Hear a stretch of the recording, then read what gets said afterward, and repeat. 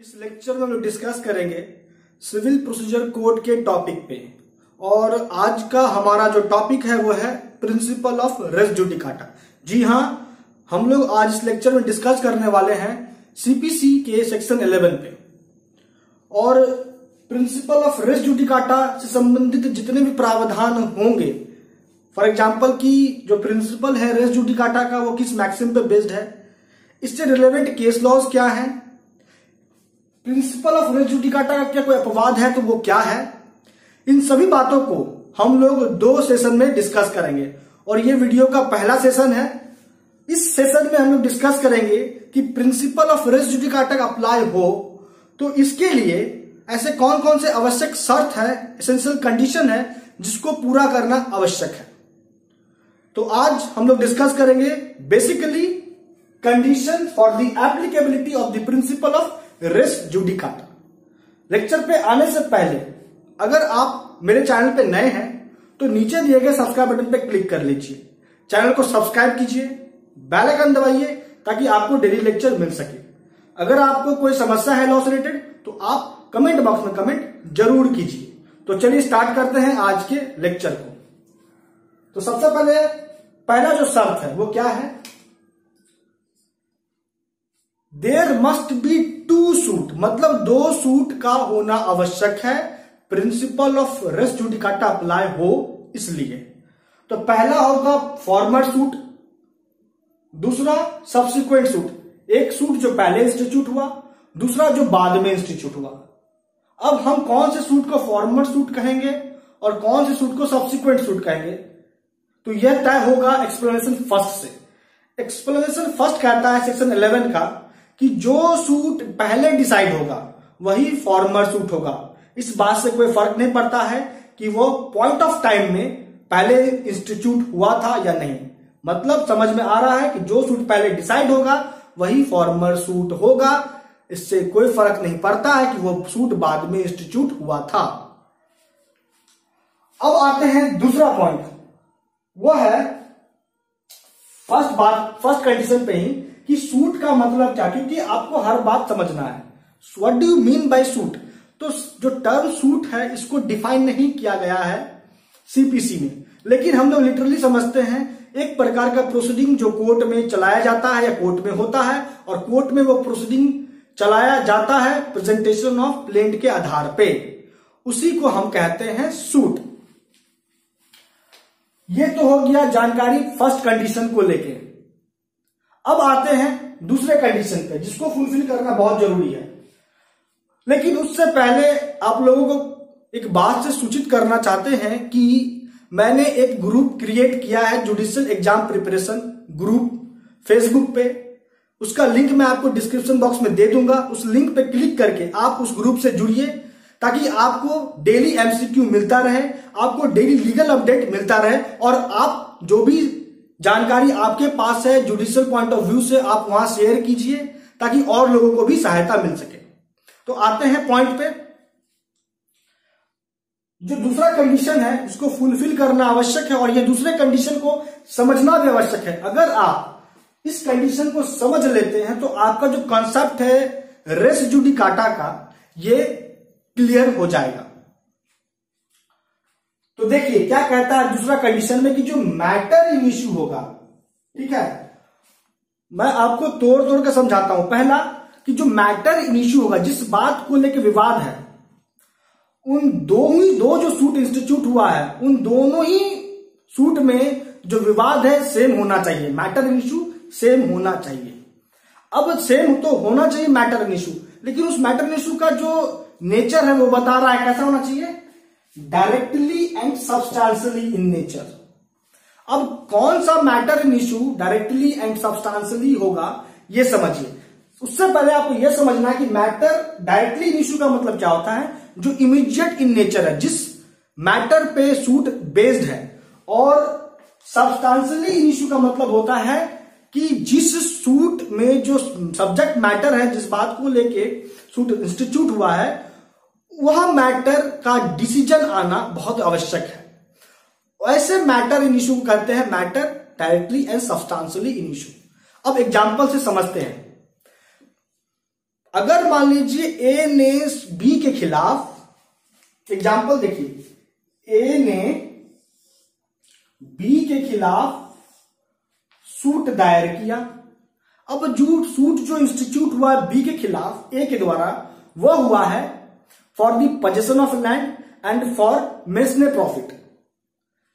B A के claim को reject करता है इस बात को कहते हुए कि उसके पास जो लैंड है उसका पोजीशन वो राइटफुली प्रिजर्व किया हुआ है, मतलब वो राइटफुली उस लैंड पे के पोजीशन में है। तो भी अपने बात को साबित कर देता है कि वो उसके पोजीशन में जो लैंड है वो उसका राइटफुल ओनर है। तो यहां पे जो ए के द्वारा जो क्लेम था बी के against for possession and mesne profit, उसके सूट को कोर्ट डिसमिस कर देती है, ठीक है। लेकिन यहां जो मैटर इन इशू था वो क्या था? For the possession of land and for mesne profit. और ये दोनों ही जो मैटर है ये matter substantially and directly in issue है। तो अगर बाद में ए इसी मैटर पे अगर दूसरा सूट इंस्टीट्यूट करता है तो उसका जो फॉर्मर सूट है वो ऑपरेट होगा एज अ रेस जुडिकाटा, और उसके सब्सिक्वेंट सूट पे ए ने जो दोबारा सूट इंस्टीट्यूट किया है उस पे कोर्ट कार्रवाई नहीं करेगी। तो ये तो हो गया matter directly and substantially in issue के संबंध में। लेकिन हमको हर बात अच्छे से जानना और पूरा जानना है। तो मैटर इन इशू जो है वो डिवाइड है दो पार्ट में। पहला matter directly and substantially in issue, जिसका एग्जांपल मैंने आपको दिया। दूसरा मैटर कोलेटरली और इंसिडेंटली इन इशू। तो पहले हम लोगों ने matter directly and substantially in issue को समझा। अब हम लोग समझेंगे कि मैटर कोलेटरली और इंसिडेंटली इन इशू क्या होता है। अगर मान लीजिए ए और उसकी मां डब्ल्यू दोनों मिलके अपने चाचा के खिलाफ सूट दायर करती है for the share of property, मतलब ए अपनी मां के साथ अपने चाचा के खिलाफ सूट दायर इसलिए कर रही है कि चाचा के पास जो प्रॉपर्टी है उसमें उसकी मां का हिस्सा है, वो हिस्सा उसको चाहिए, और जो भी खर्च होगा, बात को ध्यान से सुनिए, और जो भी खर्च होगा शादी में ए का वो भी चाहिए, है ना। तो यहां पे ए के द्वारा और उसकी मां के द्वारा जो सूट लाया गया था उसके चाचा के खिलाफ, उसके सूट को कोर्ट डिसमिस्ड कर दी, यह कहते हुए कि उसके मां का कोई शेयर नहीं है उसके चाचा के प्रॉपर्टी पे, क्योंकि उसके चाचा का प्रॉपर्टी एंसेस्ट्रल प्रॉपर्टी है। तो जैसे उसके मां का शेयर के आधार पे, उसके मां का शेयर के आधार पे, मतलब ए के मां के शेयर के आधार पे ए के द्वारा जो सूट इंस्टीट्यूट हुआ था बी के खिलाफ, अपने चाचा खिलाफ, उस सूट को कोर्ट रिजेक्ट जैसे करी, उसके साथ साथ जो दूसरा मांग था कि उसके शादी में जो खर्च होगा, ए के शादी में जो खर्च होगा वो भी एक्सपेंस चाहिए, वो भी जो क्लेम है डिसमिस्ड हो गया। लेकिन उस क्लेम पे कोई सुनवाई नहीं हुआ। सुनवाई बस इस बात पे हुआ कि ए का, मतलब ए के मां का कोई हिस्सा नहीं है बी के प्रॉपर्टी पे, उसके चाचा के प्रॉपर्टी पे, ए के चाचा के प्रॉपर्टी पे। लेकिन ए की शादी में जो खर्च होगा उस एक्सपेंस पे कोई डिसीजन कोर्ट ने नहीं दिया। तो पहला सूट जैसे कोर्ट डिसमिस्ड करती है, उसके बाद ए फिर से दोबारा दूसरा सूट दायर करती है अपने चाचा के अगेंस्ट। अब यहां पे जो दूसरा सूट इंस्टीट्यूट कर रही है अपने चाचा के अगेंस्ट, किस बात के लिए? कि उसके शादी में जितना खर्च होगा उसको वो खर्च चाहिए। तो आप हमको यह बताइए कि जो दूसरा सूट इंस्टीट्यूट हुआ है, क्या उस पे कोर्ट ट्रायल कंडक्ट नहीं करेगी? क्या उस सूट पे principle of res judicata apply होगा? क्या फॉर्मर सूट जो इंस्टीट्यूट हुआ था ए और उसकी मां के द्वारा वो ऑपरेट होगा एज अ रेस जुडिकाटा? जी नहीं होगा, क्योंकि दूसरा सूट जो ए के द्वारा सेपरेटली इंस्टीट्यूट हुआ है for her marriage expense against B, वह मैटर जो है इंसिडेंटली और कोलेटरली इशू है, क्योंकि उस मैटर पे फॉर्मर सूट में कोर्ट ने कुछ नहीं कहा था। इसलिए उसके द्वारा, ए के द्वारा जो सब्सिक्वेंट सूट है फॉर हर मैरिज एक्सपेंस, उस पर कोर्ट सुनवाई करेगी और वो सूट बार्ड नहीं होगा by the principle of res judicata. तो आपने मैटर इंसिडेंटली और कोलेटरली इशू समझा। अब हम लोग फिर आते हैं matter directly and substantially issue पे। हम लोगों ने matter directly and substantially in issue सब तो समझ ही गया था, लेकिन ये जो matter in issue directly substantially in nature है वो दो भाग में फिर बट गया है। एक जो एक्चुअली इन इशू है, दूसरा जो कंस्ट्रक्टिवली इन इशू है। अब कौन सा मैटर एक्चुअली इन इशू होगा, इसके लिए हमको सेक्शन 11 का एक्सप्लेनेशन थर्ड देखना होता है। तो मैटर एक्चुअली इन इशू वह मैटर इन इशू होता है जो एलिज्ड बाय, लगाए आरोप, उस मैटर को लेके आरोप लगता है एक पार्टी के द्वारा और वह दूसरा पार्टी या तो उसको एडमिट कर लेता है या उसको डिनाई करता है, वही मैटर इन इशू बन जाता है एक्चुअली इन इशू। और इस बात की जानकारी आपको सेक्शन 11 एक्सप्लेनेशन 3 में मिलेगी। अब इसको समझिए कि कौन सा मैटर एक्चुअली इन इशू कहलाता है, क्योंकि मैटर डायरेक्टली सब्सटेंशियल इन इशू दो भाग में बटा है और इस मैटर डायरेक्टली सब्सटेंशियल इन इशू में जो प्रिंसिपल है रेस जुडिकाटा का वो अप्लाई होगा। तो एग्जांपल से आपको समझाने का कोशिश करते हैं कि मैटर एक्चुअली इन इशू क्या होता है। मतलब बात सही समझ में आ रहा है कि अगर ए ने बी के खिलाफ सूट दायर किया है for the rent of the year 1909, 1909 वर्ष में जो सूट, माफ कीजिए 1909 ईस्वी में जो रेंट बकाया था बी के द्वारा, उस रेंट को प्राप्त करने के लिए बी के अगेंस्ट ए ने सूट दायर किया। अब ए के द्वारा जो सूट दायर हुआ है रेंट के लिए वर्ष 1909 के संबंध में, तो यहां पे जो रेंट का मामला है ये एक्चुअली इन इशू है। तो ये आपको समझ में आ गया, क्लियर हो गया concept matter actually in issue क्या होता है।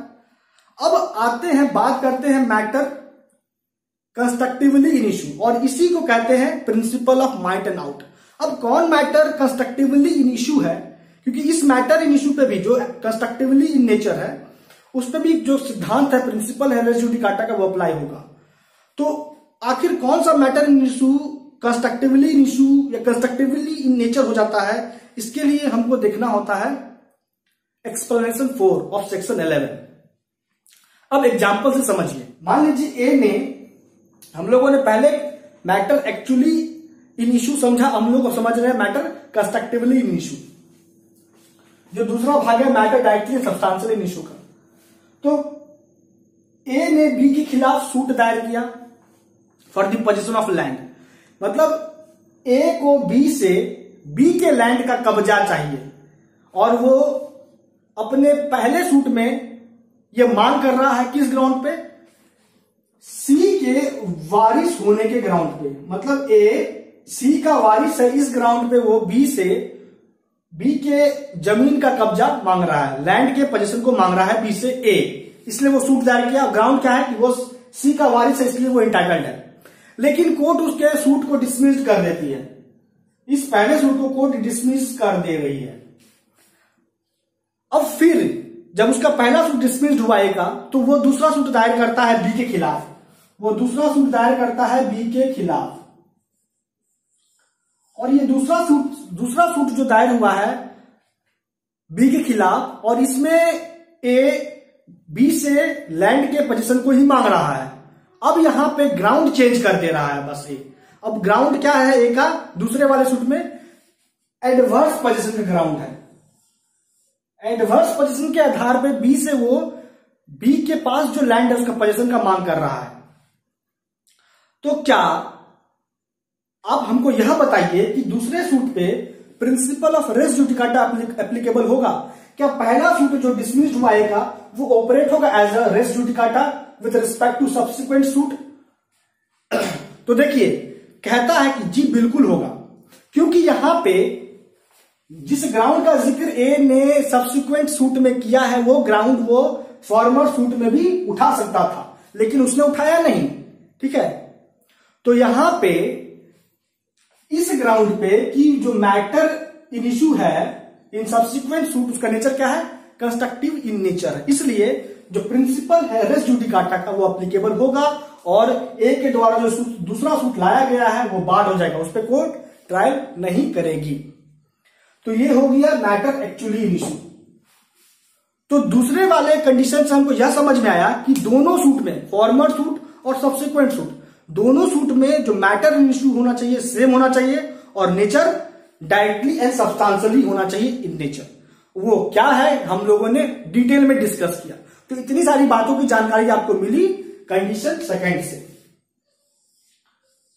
अब आते हैं कंडीशन नंबर थर्ड। कहता है कंडीशन थर्ड जो इजी है कि दोनों सूट में, जो पहले इंस्टीट्यूट हुआ और जो बाद में इंस्टीट्यूट हुआ है, दोनों सूट में पार्टी जो होगा वो सेम होना चाहिए, वो सेम होना चाहिए। Both the suit party must be same. या फिर अगर पार्टी इनकेस मर गया तो उसके बिहाफ पे जो उसका उत्तराधिकारी होगा, जो उसका लीगल रिप्रेजेंटेटिव होगा, दोनों सूट में सेम होना आवश्यक है। तभी आपका जो कॉन्सेप्ट है प्रिंसिपल रेस जुडिकाटा का वो अप्लाई होगा। ये हो गया कंडीशन नंबर थर्ड। अब आता है कंडीशन नंबर फोर पे। कहता है, इसको समझिए, बहुत जरूरी है समझना, कि पार्टी जो दोनों सूट में क्लेम कर रही है must claim under the same title. That means कि पार्टी जो दोनों सूट में लिटिगेट कर रही है, ठीक है, वो दोनों सूट में जो पार्टी लिटिगेट करेगी अंडर सेम टाइटल। अब इसका क्या अर्थ हुआ यह समझ लीजिए, बहुत जरूरी है समझना। तो कहता है कि अगर, यहां समझिए बात को, कि अगर ए ने बी से पोजीशन का मांग किया लैंड का, इसके लिए ए ने बी के खिलाफ सूट इंस्टीट्यूट किया। अब यहां पे वो जो सूट इंस्टीट्यूट कर रहा है for the recovery of position of immovable property from B, A जो सूट इंस्टीट्यूट किया है वो किस ग्राउंड पे?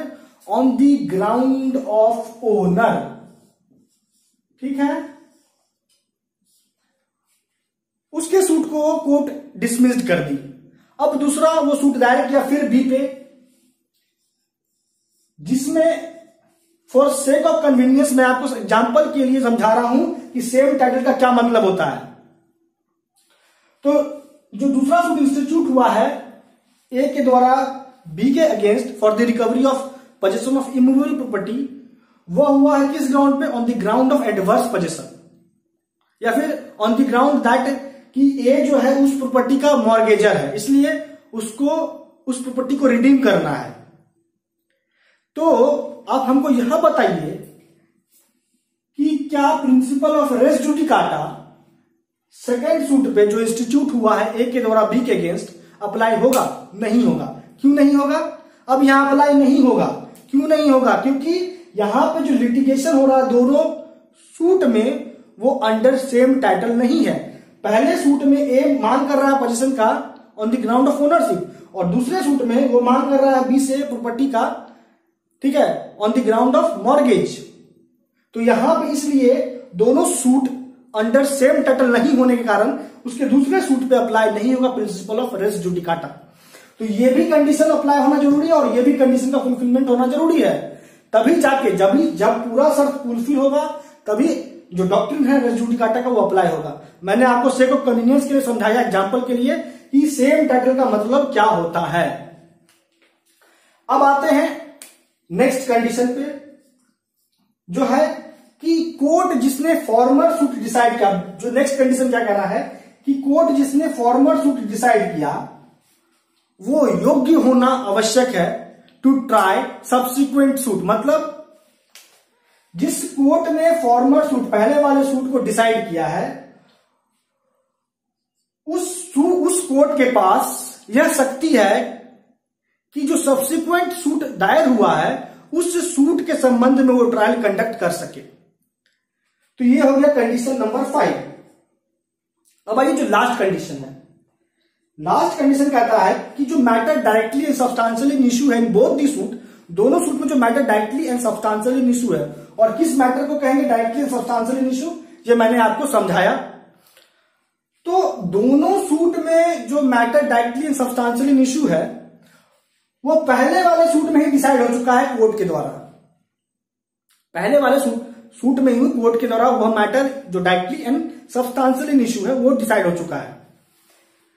तो फिर यहां पे जो दूसरा सूट है, जो सब्सिक्वेंट सूट है, उस पर फिर वही मैटर डायरेक्टली सब्सटेंशियली है इन नेचर, तो फिर यहां पे उस सब्सिक्वेंट सूट पे अप्लाई हो जाएगा प्रिंसिपल ऑफ रेस जुडिकाटा और सब्सिक्वेंट सूट का जो ट्रायल है वो बार हो जाएगा बाय दिस प्रिंसिपल। तो ये हो गया आपका लास्ट कंडीशन। तो आज हम लोगों ने दोस्तों, अब टाइम आ चुका है लेक्चर को कंक्लूड करने का। तो आज हम लोगों ने मूल रूप से हम लोगों ने रेस जुडिकाटा के सिद्धांत के एप्लीकेबिलिटी के लिए जो आवश्यक कंडीशन है, जो एसेंशियल कंडीशन है वो क्या है, इस पे बात किया। हम लोगों ने कुल ऐसे 6 कंडीशन को हम लोगों ने देखा। इन 6 कंडीशन को पूरा करना आवश्यक है, तभी जाके रेस जुडिकाटा का प्रिंसिपल अप्लाई होगा, अन्यथा अप्लाई नहीं होगा। अब जो भी रिलेवेंट पॉइंट बच गया है रेस जुडिकाटा के संबंध में, फॉर एग्जांपल कि किस मैक्सिम पे प्रिंसिपल बेस्ड है, इसको लेके जो रिलेवेंट केस है क्या है, और प्रिंसिपल का एक्सेप्शन है तो क्या है, इन सभी बातों पे हम नेक्स्ट लेक्चर पे डिस्कस करेंगे, क्योंकि ये जो सेशन है ये 2 भाग में बटा हुआ है, ये पहला है। तो दोस्तों आज इस लेक्चर में इतना ही। आपका अब तक हमारे साथ बने रहने के लिए बहुत बहुत